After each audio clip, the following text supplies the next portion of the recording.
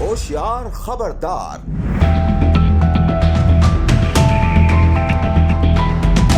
हिरन बन गया खूंखार।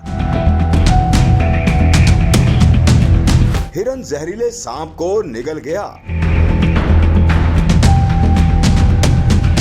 हिरन वैसे तो सब्जी खोर जानवर है जो घास फूस खाकर ही अपना पेट भरता है, लेकिन हिरन की एक ऐसी वीडियो मंजर आम पर आई है जिसे देखते ही आप भी हिरनों की खुराक से मुतालिक अपनी सोच बदलने पर मजबूर हो जाएंगे। हाल ही में हिरन की हैरानकुन वीडियो ने सोशल मीडिया सार्फिन के भी तोते उड़ा दिए हैं। वीडियो में देखा जा सकता है कि देखने में मासूम हिरन मगर खाने में खूंखार। जंगल में एक हिरन जहरीले सांप को अपनी ग़िज़ा बनाकर मजे ले लेकर खा रहा है, जबकि सांप का लंच ऐसे कर रहा है जैसे कि वो घास को चबा रहा है। दूसरी जानिब सोशल मीडिया सार्फिन हिरन की इस हैरानकुन वीडियो पर अपने मुख्तलिफ रद्द अमल का इजहार कर रहे हैं।